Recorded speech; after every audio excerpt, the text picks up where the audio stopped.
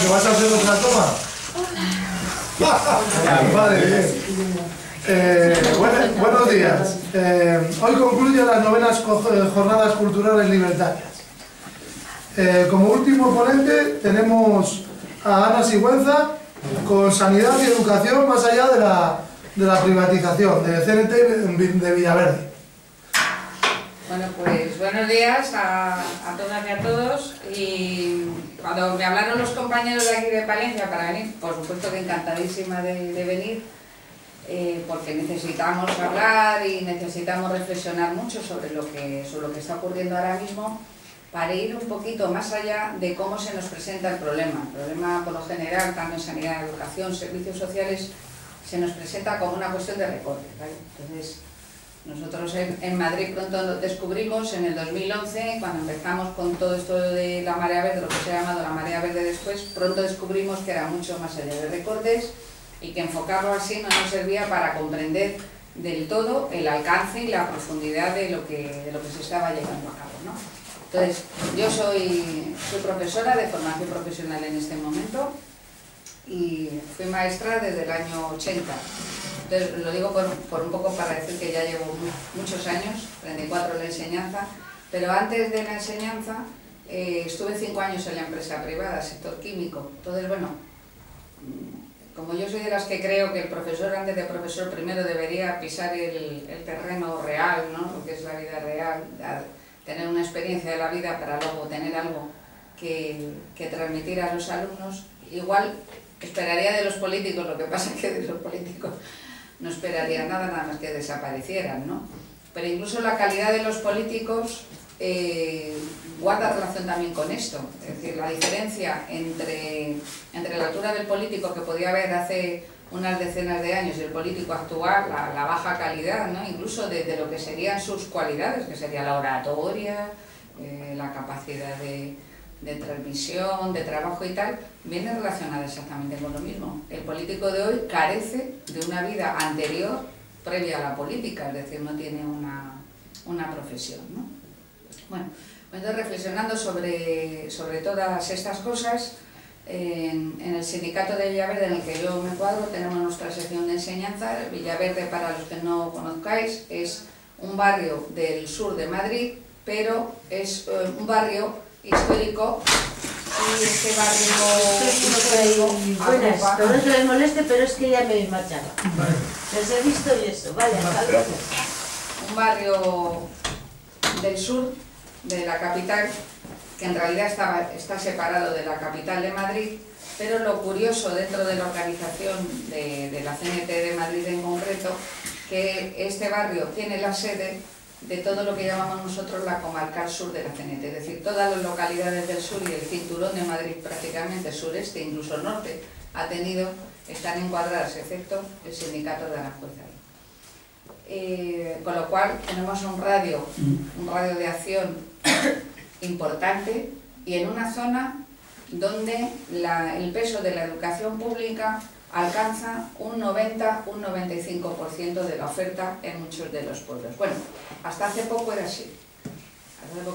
Trabajo justamente en Getafe, y Getafe tiene una población de 180.000 habitantes, al lado tenemos Leganés, con casi 200.000, al lado tenemos Móstoles, tenemos Alcorcón, es decir, tenemos una población de millones de habitantes, no excesivamente dispersa, pero una clase trabajadora. Es decir, de clase trabajadora se considera en su día la parte del cinturón rojo de Madrid, y por lo tanto ha conservado alcaldes del PSOE hasta hace relativamente poco. Entonces, Getafe, Leganés han tenido alcalde del PSOE desde la transición hasta justo las últimas elecciones, y nada más, desde las últimas elecciones hasta aquí, lo que nos hemos encontrado es una sinergia desde la Comunidad de Madrid privatizando y unos ayuntamientos que, no del todo, pero algo sí se habían opuesto a la privatización de la educación pública, como ahora va a saco, como se ha hecho una reconversión total, tanto en Móstoles, Leganés, Getafe,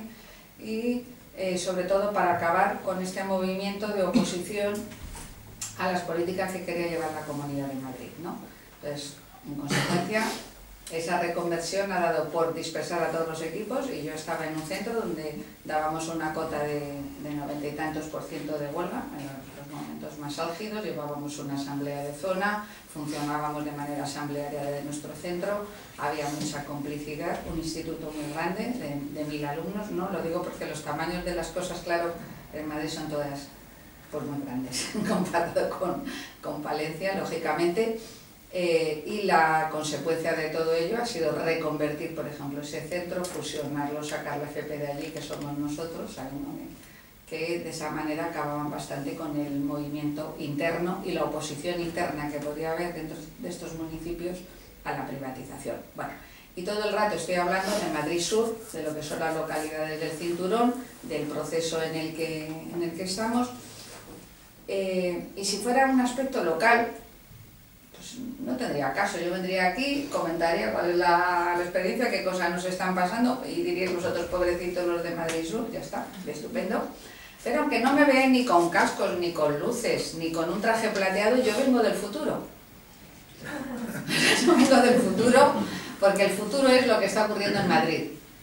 El futuro es realmente lo que está ocurriendo en Madrid. Cuando esta misma charla a lo mejor voy a Aragón, creen en Aragón que ellos son el futuro. No. ¿O creen los de Valencia ellos son el futuro? No. Cuando contamos las cosas, el futuro es lo que está ocurriendo en Madrid y después se implanta en el resto del Estado. Puede tardar más, puede tardar menos, pero en definitiva, para lo que sirve y por lo que me brindo a dar estas charlas, allí donde me llaman, es para que donde no ha llegado tanto esta oleada que nosotros estamos sufriendo en Madrid, porque verdaderamente el epicentro de todo esto que está sucediendo, es para que podamos tener herramientas para poder entender lo que está pasando, la verdadera dimensión y la verdadera trascendencia de lo que está ocurriendo, ¿no? Porque muchas veces vamos a tener que confrontar a mensajes políticos que se nos van a dar, oportunistas, ¿no? Como si ellos no hubieran privatizado, como que es mejor votar a este o votar al otro porque ellos no han privatizado o han dejado de privatizar. Entonces un poco necesitamos disponer de una información y de unas herramientas para poder afrontar todo eso y no colaborar en introducirnos en una ilusión de que el depositar el voto en una urna a una opción política concreta nos va a salvar de este proceso, porque este proceso se ha decidido en otro sitio y los políticos y los partidos de turno aquí y de muchas, la inmensa mayoría de las entidades sociales a cualquier nivel, ya sean sindicales o no, exceptuando la CNT, lógicamente, lo que hacen es una mera transmisión de todo ese programa, de toda esa programación que se lleva a nivel, no en Madrid Sur, ni siquiera la Comunidad de Madrid, ni siquiera en España, ni siquiera en Europa a nivel mundial. ¿Vale? Lo que pasa es que parecía que los procesos, este tipo de procesos de desmantelamiento de los servicios públicos, sanidad y educación, parecía que era algo sagrado dentro de Europa y que por lo tanto nosotros estábamos a salvo. Y cuando veíamos noticias de lo que ocurría en Estados Unidos, con la gente si no deposita dinero previamente, no se ha atendido en la sanidad, nosotros decíamos, esto no nos va a pasar nunca a nosotros. Pues ya nos está empezando a pasar y todo lo que no creíamos nunca que nos podría suceder, nos está sucediendo, ¿no? Bueno, entonces, sanidad y educación realmente son dos procesos de privatización que estamos sufriendo ahora mismo, también el resto de servicios sociales, peor todavía, porque servicios sociales no había llegado a tener todo el área, lo que se llama el tercer sector, no había llegado a tener una estructura como sistema, y antes de que llegara a tener una estructura como sistema, ya se ha desmontado, ¿no? Pero el sistema educativo y el sistema sanitario, entre otras cosas, sí que era un sistema articulado y que era estatal, es decir, que tenía una red estatal, antes de que existieran las autonomías, antes de que viniera la transición democrática, que tenía una estructura como un sistema, ¿no? Por lo tanto, podemos ver bastante bien la diferencia que puede haber entre una cosa y otra, ¿no? Bueno, voy a empezar hablando por lo que en realidad es menos mi terreno, que es el de la sanidad, y voy a explicar por qué. Realmente, a corto plazo, el problema de la sanidad es el más grave. Sencillamente porque afecta a nuestra propia supervivencia. Yo no creo en la vida eterna y por lo tanto quiero vivir lo más posible, entre otras cosas y lo mejor posible, ¿no? Y entre otras cosas porque llevo trabajando muchos años, llevo cotizando a la Seguridad Social muchos años y me gustaría disfrutar de la pensión, ¿no? Creo que ya lo he pagado lo suficiente. Lo peor que podría hacer sería tener poca salud y morirme antes de poder cobrar la pensión, ¿no? Esto es lo que le digo a los compañeros, digo, vamos a ver que se habla de insumisión, aquí hay una insumisión que es la de estar sanos y vivir lo más posible, pues o para seguir dando guerra, o para estorbar, o para disfrutar, sencillamente, ¿no? Bueno, más o menos sería así el planteamiento. Entonces, el sindicato en el que yo estoy, la Comarcal Sur de Villaverde, tiene muy en cuenta que aunque nosotros somos un sindicato, la CNT es un sindicato, la actividad sindical, lo central, ¿vale? Hay muchísimos más compañeros dedicados al grupo de acción sindical que a ninguna otra cosa en el sindicato, pero tampoco nos podemos desvincular porque al trabajador, al menos en la zona donde nosotros estamos, a la trabajadora, a su familia, hay un montón de aspectos en el que también le inciden, ¿no? Por un lado tenemos que luchar por el tema del salario, por el tema de los derechos laborales y tal, ¿vale? Salario, supongamos 1.000 euros. 1.000 euros, si además tienes que pagar un seguro privado de sanidad, ya esos 1.000 euros ya se convierten en 800. Si tienes que pagar el colegio, tienes que pagar los libros, no hay becas, ese salario se queda en 600. O sea que nuestro concepto de salario, al menos en nuestro sindicato, no va solo por la mera percepción del salario, sino por todos los servicios públicos que tienes alrededor. Si individualmente tienes que realizar un esfuerzo, más allá del colectivo que hacemos todos con las cotizaciones, con los impuestos, va a hacer inviable que podamos tener la misma cobertura que hemos disfrutado hasta ahora. Eso es imposible, porque el trabajador no va a poder, en la situación en la que estamos con la reforma laboral, no va a poder separar ni un euro para este tipo de previsión. Eso está claro, ¿no? Bueno, entonces, la educación para mí a largo plazo, la privatización de la educación a largo plazo es lo que va a transformar la sociedad completamente de cómo la estamos conociendo ahora, pero a un paso vertiginoso, es decir, no doy más de 5 años que veamos un cambio radical social, y digo 5 años que no tengo ni idea, pero por decir en un plazo bastante corto, ¿no? Sin embargo, en el corto plazo, que es mi propia vida, la vida de cada uno de nosotros, el tema de la sanidad es lo más relevante. Porque ahora mismo yo podría tener una enfermedad, ¿no?, y necesitar ahora mismo que me operaran del apéndice. Y eso puede representar la diferencia entre seguir viviendo o morir. Entonces, en la unidad que representa una vida, la mía, por ejemplo, la sanidad es lo más importante. En la unidad que representa la vida de la clase trabajadora, del movimiento obrero, la educación va a ser lo más importante, ¿no?, de cómo vamos a ver un cambio social. Bueno, entonces, en nuestro sindicato tratamos de verlo un poco global, toda esta problemática, y de apoyar en los lugares donde estamos, si hay algún tipo de movimiento en contra de la privatización de la educación, en contra de la privatización de la sanidad, y si en una localidad se va a privatizar un hospital o un centro de salud, pues ya procuramos allí ponernos del lado de los que estén luchando, bien sean pacientes, bien sean vecinos, bien sean personal sanitario, para tratar de que no se cierre o que no se privatice, en la medida de nuestras posibilidades. Bueno, entonces, a nivel general, como la privatización en Madrid, los grandes pasos de privatización en Madrid comenzaron a partir del año 2001, pues se constituyó una, no sé cómo decirlo, una coordinadora antiprivatización de la sanidad con unas premisas, CAS, las siglas son CAS, y me voy a referir a ello para que mucha de la información, porque yo no soy una experta sanitaria, pero sí soy una usuaria de la sanidad, evidentemente, para que podáis ver cualquier tipo de documentación muy bien fundamentada y mucho más desarrollada de lo que yo voy a exponer aquí con unas pinceladas, lo podéis encontrar en una página web, la página web de casmadrid.org, ¿vale? casmadrid.org, y a través de ahí también documentación del RAS, que son aquella red, aquellas asociaciones o aquellas coordinadoras o plataformas que tienen las mismas características que CAS, pero que están en otras zonas del Estado, ¿no? La característica de CAS es que las entidades que estamos allí no perdemos nuestra idiosincrasia, nos coordinamos simplemente para recabar esta información, cosa que mi sindicato por sí mismo no tiene la capacidad de reunir toda esta documentación y el alcance de todos estos procesos que se están dando, pero de esta manera si accedemos a una información que a nosotros nos interesa muchísimo. Y luego, por otro lado,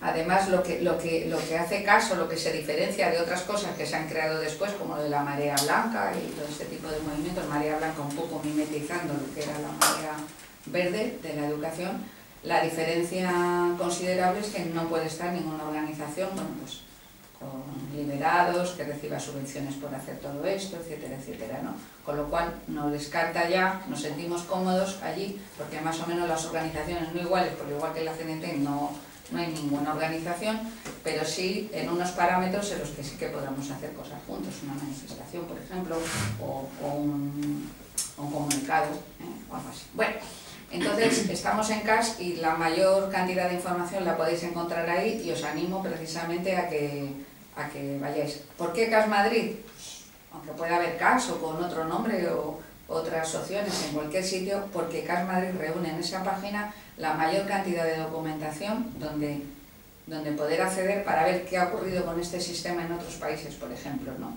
Y luego la facilidad de que tiene situada en la página web vídeos, aquí no era posible ponerlos, tiene vídeos para que podáis hacer multiplicación de esto, ¿no? De la visualización de lo que está ocurriendo, lo podéis multiplicar en vuestras asociaciones, en vuestros centros de trabajo, en cualquier tipo de entidad, porque es fácil de entender, o mandarla a través de las redes, es decir, tiene esta capacidad, ¿no?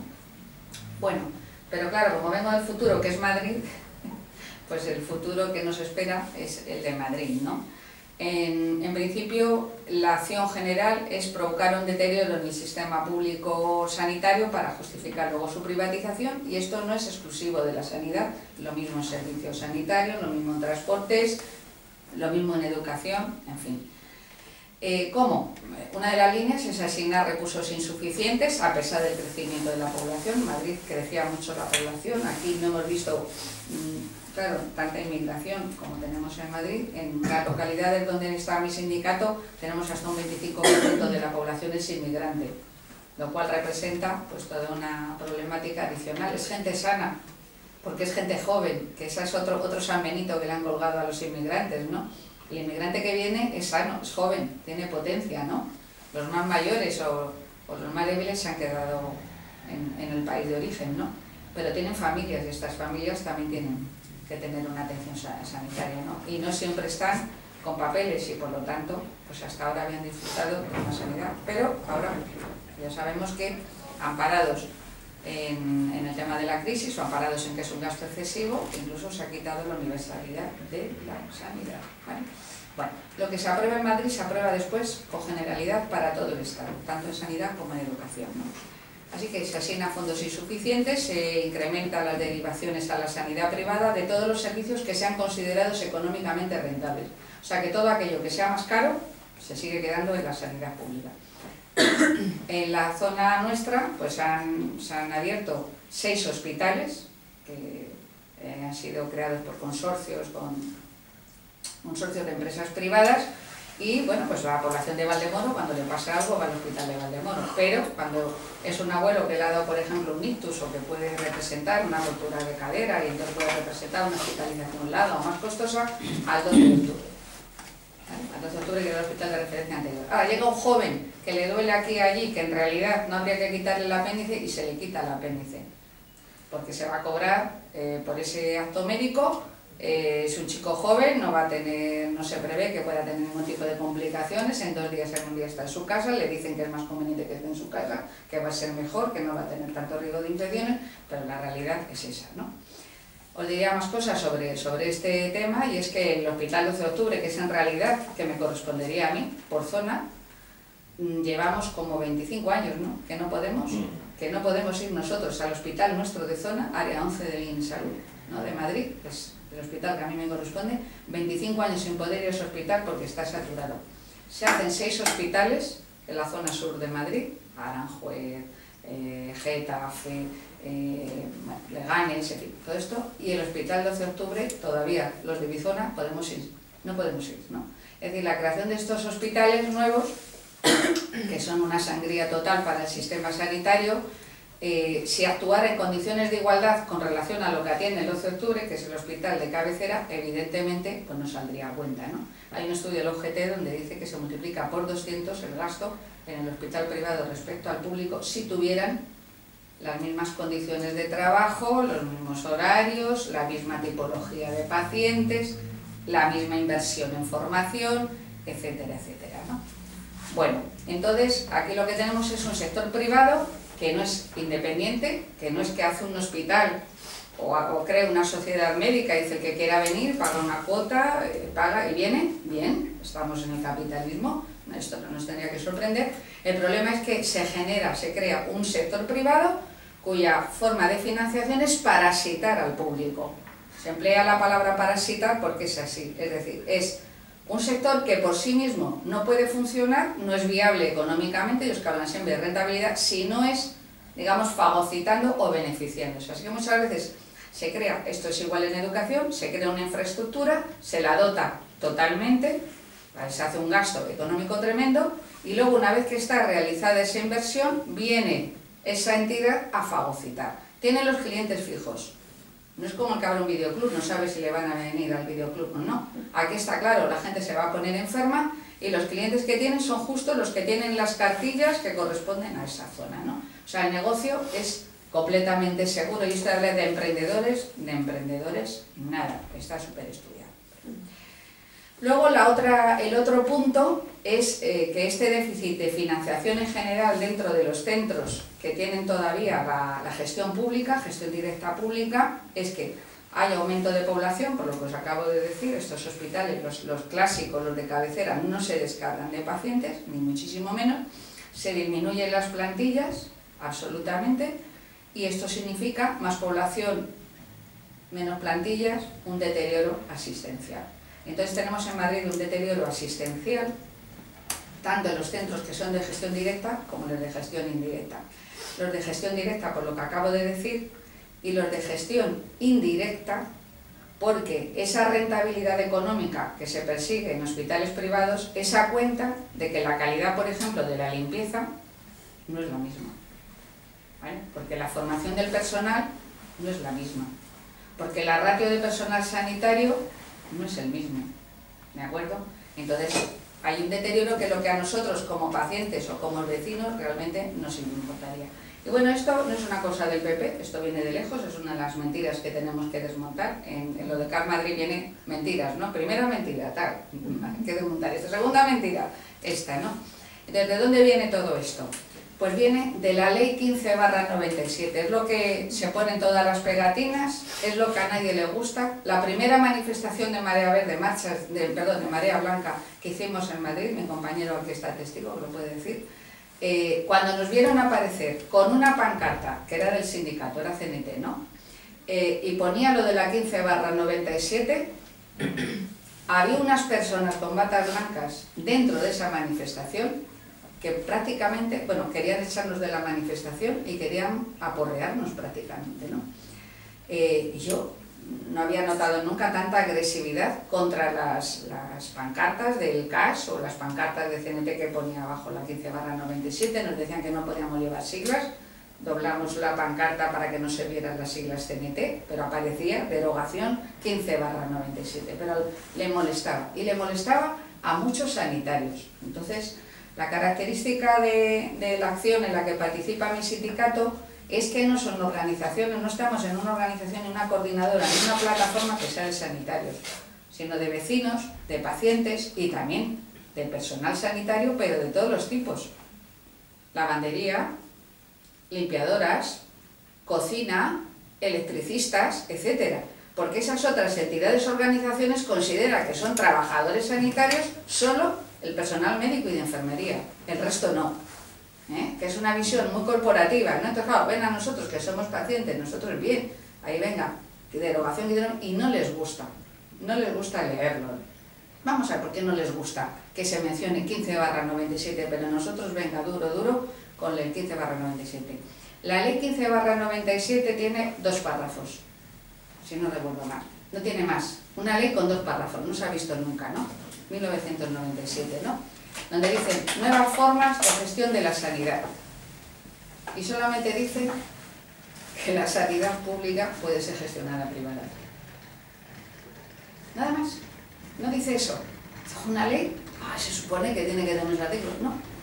Ese solo. Con ese solo es el pie para que en toda España, en concreto Madrid, llega Esperanza Aguirre y privatiza la sanidad entera. Y en 8 años se ha cargado prácticamente una sanidad que era de primer orden. Porque aquí en Castilla y León tenéis el problema de una población dispersa, de una población envejecida, en fin, lógicamente es más difícil prestarse el ejemplo en Madrid, que tenemos concentrados 8 hospitales, 9 o 10, que son de cabecera, que tenemos el hospital que más trasplantes de no sé qué hace, lo deteriorar la sanidad es casi como imposible, o sea, no te lo puedes creer, ¿no? Bueno, ¿quién votó esa ley en el Parlamento? Y esto hay que saberlo, hay que repetirlo hasta la saciedad. Esa ley la votó el PSOE, el PP, Partido Nacionalista Vasco, Convergencia y Unión y Coalición Canaria. Digo, partidos nacionalistas, PSOE y PP.